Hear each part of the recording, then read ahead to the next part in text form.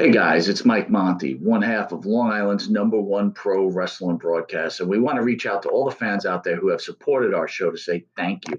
Thank you for making 2021 one of our best years. And one of our best years was because of Anchor. Anchor, the way that you can have your voice heard. You can be just like us. Record your own podcast. Use the Anchor tools to edit your podcast. Use it on a phone. Use it on your computer. It's everything you need to make a podcast in one place. And best of all with Anchor, they're totally free. So be just like Long Island's #1 pro wrestling broadcast, Monty and the Pharaoh. We're looking together for a great 2022. We've got huge guests coming on board. Oh, yeah. You probably wonder why Jimmy's not here right now. Well, he's prepping for one of the best interviews we're about to have, and we're going to surprise someone with. So hang aboard with us, and don't forget, be like us and use Anchor.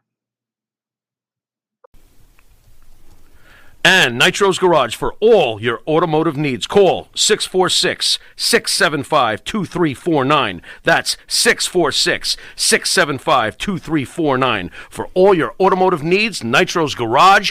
Ask for Jack. Elm Logistics for all your logistic needs. Call 631-299-3595. That's 631-299-3595. Elm Global Logistics. Pride, performance, and partnerships.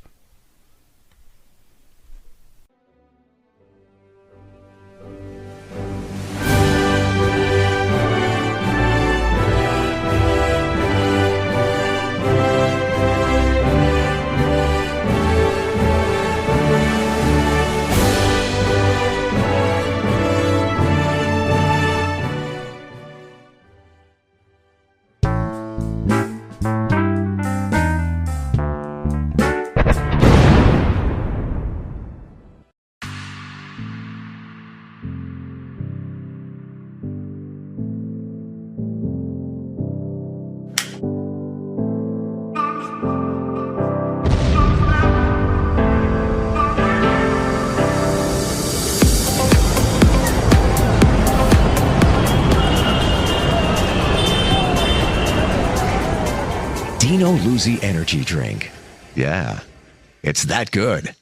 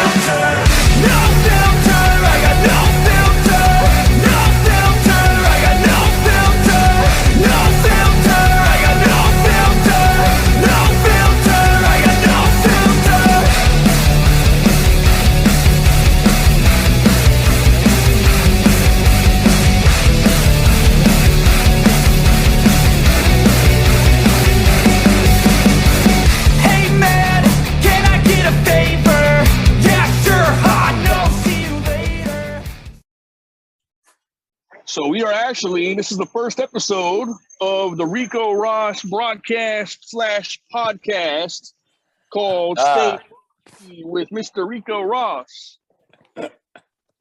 So first off, I want to know, my man, how did you come up with that name, Stay Frosty? What does that mean to you? Say again? What does that mean to you, Stay Frosty?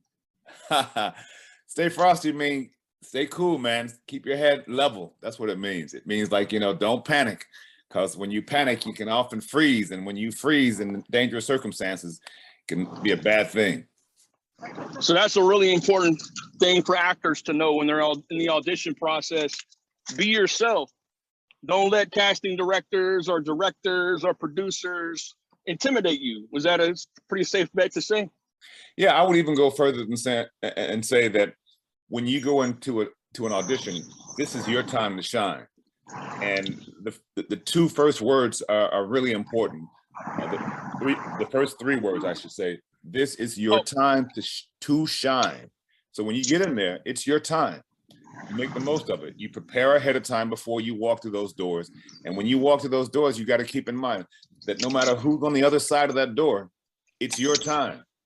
I remember one audition I went in. I had just got out of college and I was going on this audition, and they called me in a number of times. And finally, I was going to meet the big heads in Hollywood, the execs. And I went inside there and inside the lobby, and I'm waiting. And who do I see waiting in there also? I see a then young Lawrence Fishburne. And then someone told me, yeah, they flew him in from Chicago for this job. And I remember this role was a role where it was a gang leader, but he was the leader of gang leaders. So this guy was supposed to really have a certain amount of confidence, a certain kind of presence.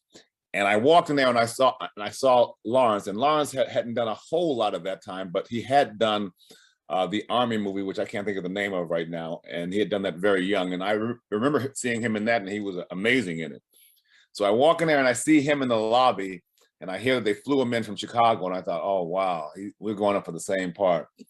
Then I walk into the room, and there's like a dozen different execs in there. And as I walk in there, the first exec, I shake his hand. He goes, this is producer such and such. The next guy, I shake his hand. This is writer such and such. The next guy, this is assistant producer. And I felt myself getting smaller and smaller with each handshake. And then something in the back of my mind told me, you can't keep shaking these guys' hands, because all of a sudden you're becoming small, and you got to be the man in here. You're the man in here. They're not the man. You're the man in here. And so I stopped shaking the rest of the guys' head, and I started nodding my head to them and getting back to where I needed to be as an actor. And by the time we got to the last one, I was just going like, so. and so I do this audition, and I knew I had him. Because as soon as I finished the audition, everybody was quiet for about 3 seconds, and then they started commenting, saying, I walked out of that audition, and I remember thinking, I don't know who else they're seeing, but I know that I did what I was supposed to do. And that's your job as an actor. You only have so much control over the situation. And the one thing that you can control is what you do. So I walked in that room, and I remember controlling what I could control. And I walked out, and before I could even get home, I got a phone call saying, yeah, you booked the job. So tell us your story, man. I mean, was there anybody in your family or any of your relatives in show business or the film industry? I mean, how did you actually get a knack for the film industry? How is that something that you knew? In what age did you know you wanted? Let me put it this way. I come from a very large family. I have 5 brothers, and I also have 5 sisters. So there are 11 of us, 6 boys, 5 girls. My parents were not wealthy. We were a low-income family. And of course, with that many kids, you probably are going to be a low-income family. But I remember they stressed education, and my parents also stressed business. They wanted us to be a professional, no matter what it was. So most of my family went into business. Some went into to being teachers, but I kind of I got this thing for the arts, because when I was 13 years old, my parents divorced, and I moved to Florida, and I moved to a school to the South. And I'm from Chicago, and I didn't know a whole lot about the South, but I remember thinking that I didn't really want to move to the South. And I get to the South, and I get told that I'm going to go to a high school called Plantation. So I go to this high school, and the high school would have us come in the afternoon, and they had another class, another student body that would come in the morning. And what would happen was there was another school being built that we were going to go to, so we were sharing this in the same campus. And as a kind of energetic, mischievous young man, I would try and get into the school. I tried to get into school and they wouldn't allow me. And this teacher saw me and she knew that what I was doing. And she just told me, no, you can't come in. Then a little girl came up and she says, oh, I'm sorry, I left my book in there. Can I go in and get my book? And she let her in. And so I, being a smart little kid, played the race card on her. And I said, oh, you let her go in, but you won't let me go in. And tried to make her feel guilty, tried to play the guilt card on her. But, you know, she knew that I was acting. She could see it. And I had worked myself up so much that I had tears going down my face. And she says, no, you know, I'm not going to allow you in this room. I know that you come in later. And but what I will do is I'll allow you to be in my play. And I said, I'm not going to be in your play. She goes, yes, you are. I go, no, I'm not. She goes, yes, you are. And then I confessed to her. I said, I'm not comfortable reading out aloud. She says, well, we do this thing called improv. So when you go in, you just could you play a frog? Could you play an animal, a bear? I went, yeah. She says, can you be at the cafeteria tomorrow at this time? I said, yes. And then she says, okay, well, you're doing my play. And she was right. I ended up doing her play and I played a boxer. My father, one of the many things that he did when he was in Chicago was he was a Golden Glove boxer. So all of us boys, we knew how to box. So playing a boxer was really easy for me, even at 13 years old. The next year, she had a play, and I did that play. And then the following year, she did a play where I was one of the leads in the play, and it was really successful for the school. And once I got into college, after a couple of years of college, I decided that I had to choose my course of study, and I didn't really know what I wanted to do. I spoke with a counselor and he said, well, listen, what are you good at? What do you like doing? And can you make a living doing it? I said, well, I think I'm good at acting because we got amazing reviews. I said, I like doing it. So he goes, well, why don't you do that? 2 out of 3 ain't bad. And that's how I became an actor.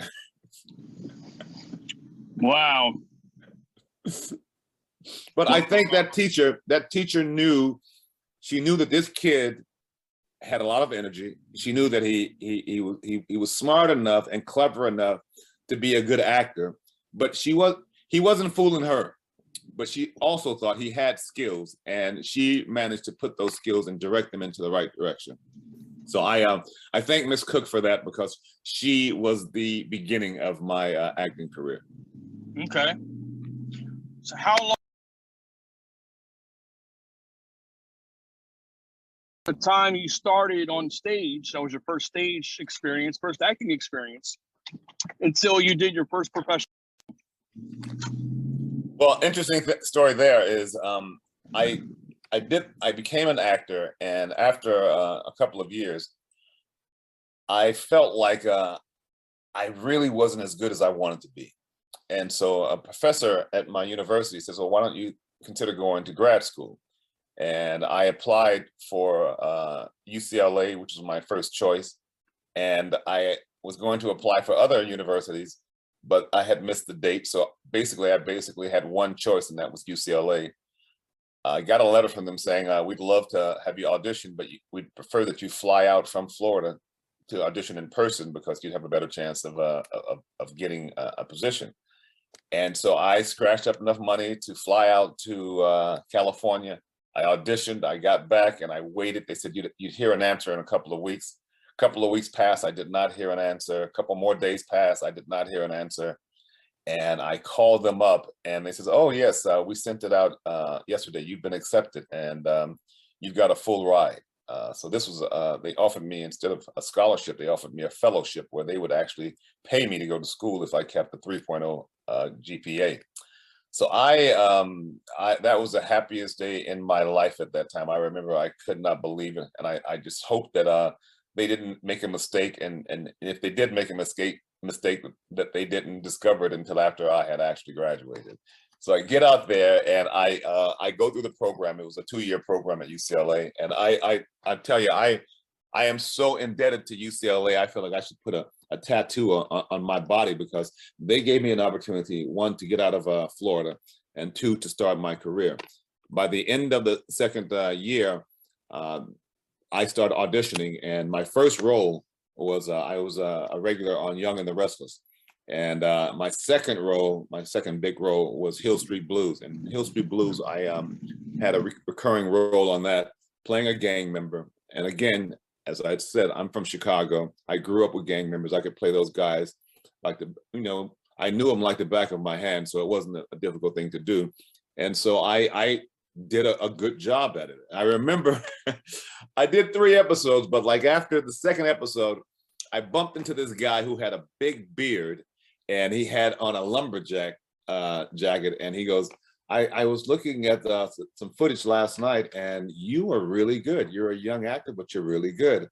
And I almost played the actor kind of attitude, like, oh, thank you, but I wasn't as cocky as I wanted to be, and as I could have been. But I was very happy that he gave me the compliment. And I later found out that he was the guy who created Hill Street Blues. So I'm glad I didn't make a complete ass of myself. But I did 3 episodes of it. That year it won more Emmys than it had ever won before.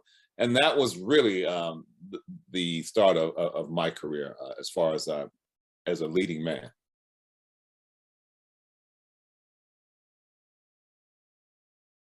You actually did a early on in your career, man. You worked with the legend in the business, Lee Marvin. How was that experience? Wow, that touches me, because I worked with Lee Marvin on The Dirty Dozen 2, and I had seen movies of him when I was growing up, and to actually work with him side by side, that was such an experience for me. And as a young actor, I'm playing this role, this character, and I'm working side by side with Lee Marvin. And Lee Marvin and I became really good friends. And he had a daughter that was also out helping out. She was visiting, and her and I became really good friends.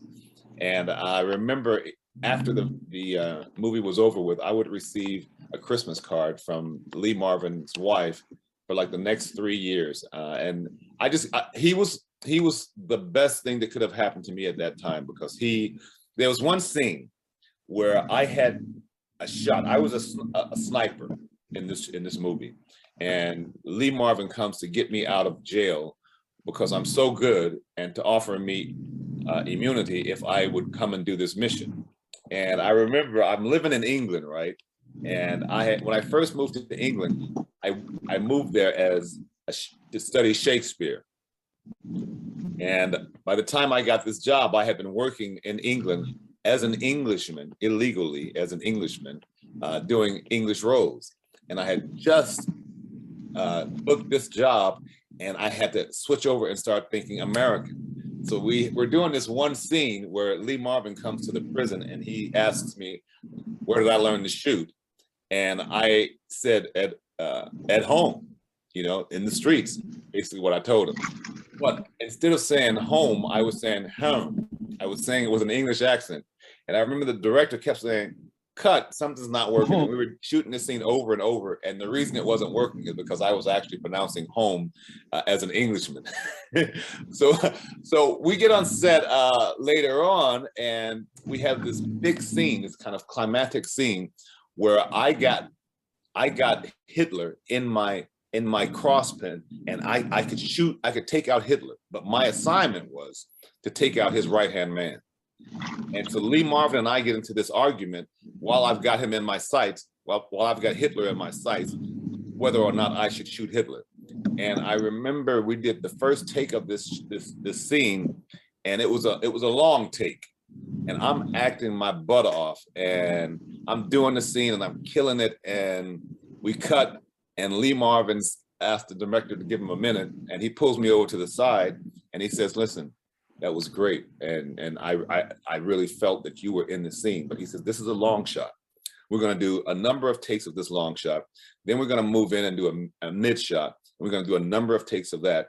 And by the time we get to your close-up, whatever you're using, it's going to be spent. So he kind of coached me.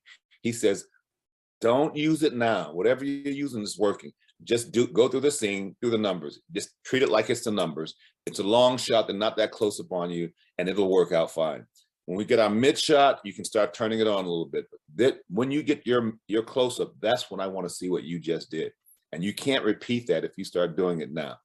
And that was a bit of advice from a veteran actor that, you know, that I would never have known this, because I grew up working more on stage at that point. And so all of a sudden I'm working on film, not even television, but film. And it was him schooling me at that point. And I always appreciated that.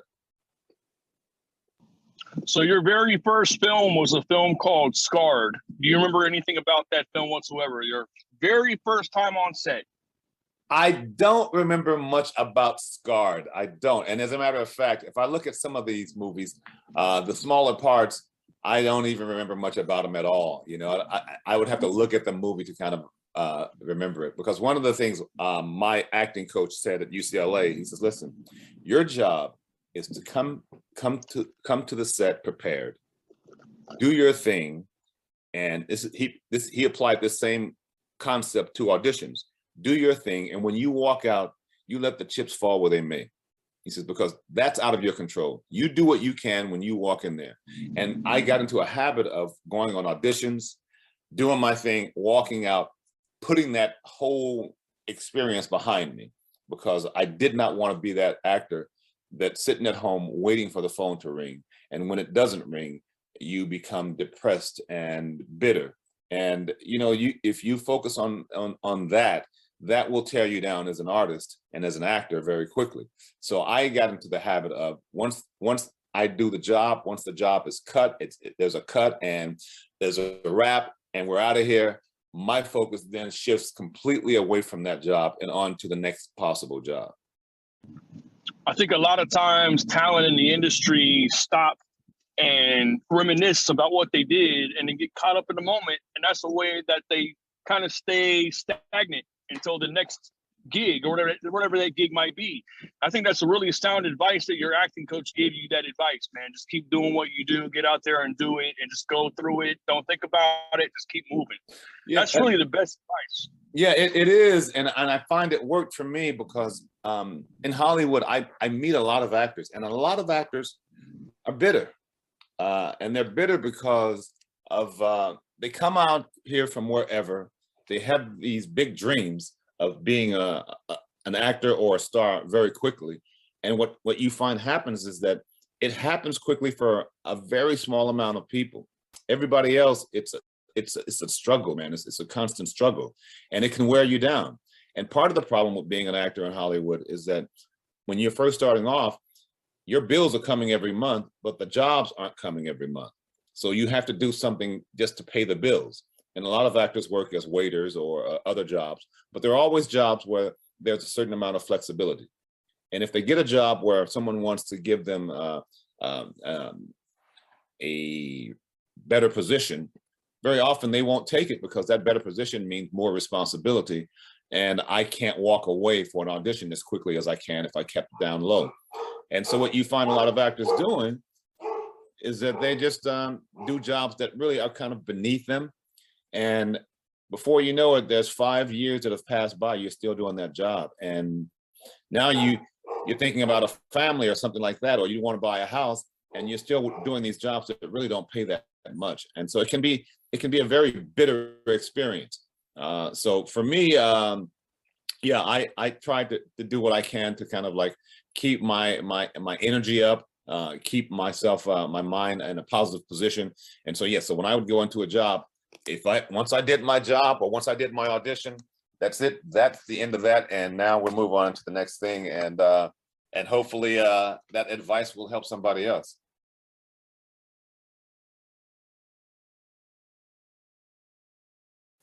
So I know you went over to London, England for a couple of years, man. You actually lived in London. Is that something you purposely did? Did you want to learn like their style of acting compared to ours? Or how did you end up in England over there for the time you were there? Good question. So as I told you, my first big job was Hill Street Blues, where I actually got to play a lead role. And then after that happened, every job for the next year, seem to me to be the same character with a different name. So I'm playing all of these gang members, right? And as I'm playing these gang members, I'm thinking I'm happy to be working, but at the same time, I had just finished grad school at UCLA. I'm walking around with a master's degree, and all I'm getting cast as are gang members. And I understood it because being 6'3" and athletic, you know, that's an easy role for me to be cast in. But at the same time, I felt like I had more to offer. So I went to one of my professors at UCLA, and I confided in him and saying that I really feel like I'm locked into this kind of stereotype of playing the same role, and I got more to offer than this. And his suggestion was that I audition for the London Academy of Music and Dramatic Art, i.e. LAMDA. It's a school, a Shakespearean school in London. And he says, this would be good for you for two reasons. It'll give you something to come back with that you'll have in your pocket that's different from all the other actors. But also as a young man, it'll be a good experience for you as a person. And you know, as an actor, your experiences as an individual has a lot to do with the characters you create, the perspectives that you can pull from. So I auditioned, got accepted into this school, into LAMDA in London. I went there. As soon as we got there, the Americans that were there, they told them, they asked us to acquire a British accent because they wanted us to be more time focusing on character and not so much time focusing on accent. So as an actor and putting in that environment, like a sponge, I just soaked it all up. And by the time the course was over, it was only a one-year course. My English was better than most of the Londoners. When the course finished, all of the English people were going on auditions, getting agents and going on auditions and starting to work. And I was just hanging out thinking, should I go back to the States right now? Or should I stay here and see if I can actually pull this off in front of an English audience? So I decided to stay there and pull it off. But the first thing I ran into was that I was an American, and it's very difficult for Americans to get a work.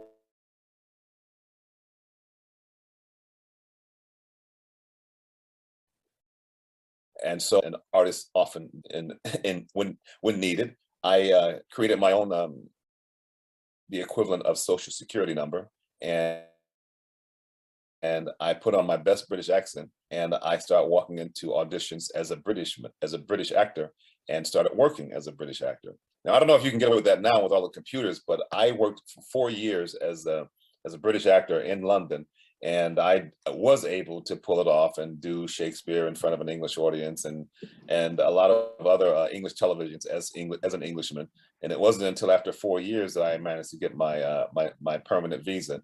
And so I ended up staying a total of 13 years. And I did, Doctor Who over there, which is a huge series that's been going on for generations.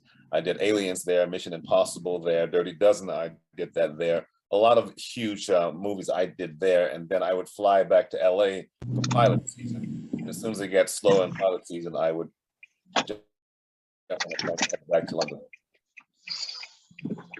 One of the things we're going to be doing with this show is tracing your filmography and your lineage, like where you started to where you are now. So when you were in London, man, that's when you worked, I guess, with Charles Bronson on Death Wish 3. How did that come about? Yes, when I was working with Charles, when we shot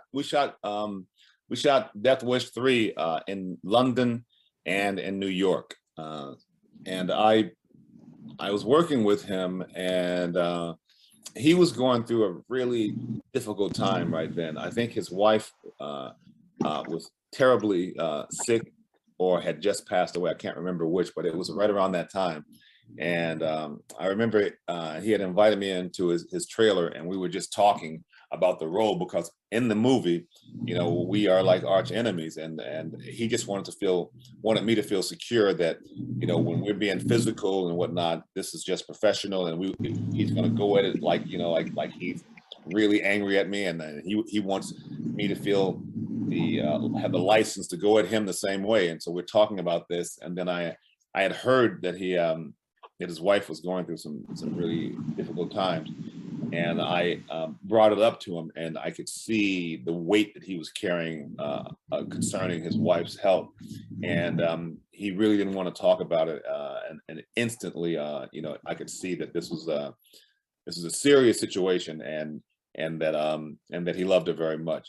So we're shooting the film, and from that point on, we just did our thing. We were arch enemies in the film, so he knew that when I didn't want to hang out with him and he didn't want to hang out with me, that it was professional reasons, because we're not going to be friends off screen, because we're not friends on screen. And as an actor, and also as an actor who often uses method acting as part of my training and my preparation, if I am a friend with someone on set, I try and find things about them that I enjoy, and try and find things that can make us more of a friend offset, so that when we get on set, there's a chemistry there that is real. And if we are arch enemies, then I often try not to be such a friendly person with that person until after we wrap. And so we kind of got that straight out, and he kind of explained that he works the same way, and so it was all good. But we had, that film was a very interesting shoot, because I remember when we were in New York, we went into a part of New York to shoot on location in the streets, and we were in an area that had gangs, real gang members. And some of them came up and saw what we were doing, and saw us acting as gang members, and wanted to be in the film. And of course, you can't just cast somebody just on the spot like that when you've already got people who are playing those roles. And they were not happy about it. They were also not happy about the fact that we're shooting in their hood, and we didn't ask permission. And so things got a little heated, and at some point it got so bad that we had to get on the coach. All of us had to get on the coach and change locations, because they started throwing rocks at the coach. It was a crazy experience. But when you're working on location, you don't have control of everything. So that was a weird experience. And the other thing that happened in particular that I remember about that shoot was we went back to London, and we shot a scene, and it was supposed to be in New York, but they had built this building that looked very similar to the building we were in New York. And this building they were going to set on fire. So they set the building on fire, and the idea was the stuntman who was playing me, who was going to get thrown over, because I get thrown over the building, over the edge of the building by Charles Bronson. They wanted him to fall over on these boxes, but the building was going to be on fire. And what happens is he runs up there and he does the stunt one time, and it's fine. He comes down, he goes to do the stunt again, but the director, Michael Winter, says, listen, we're going to put more fire here on this one and really see if we can make it a little more exciting. And he did it a second time, and that was fine. And then he goes on the third time, we're going to really light this building up now. I think we've got the shot, but let's just really light it up and see if we can make it more exciting. He gets up there and he goes to jump, and he can't see where the boxes are. So he decides, I don't know where it is. I'm not just going to jump. He decides, I'm going to go back and abort this stunt. But he tries to go back downstairs, and the building's so on fire that he can't get back downstairs. So then he runs back upstairs, and the only way out now is to jump. But now he can't see anything about where the boxes were, but he has no choice. The stuntman's name was Rocky, and he was a famous stuntman in London at the time. And he ended up jumping where he thought the boxes were. He hit half the boxes, and half of the boxes he missed. He broke his back, and that was, a horrible thing to happen to a stuntman, because you break your back as a stuntman, that pretty much is a life-ending, career-ending experience. Mm-hmm. Well, we are actually at the end of episode 1 with Stay Frosty with your host, Ricco Ross. Episode 2 really soon, ladies and gentlemen. And we have a lot of great content we're going to be bringing to you. And we really appreciate your time today, Ricco. And we look forward to episode 2, my man. All right, brother. Nice talking to you. And remember, as always, stay frosty. You got it, my man. Peace out.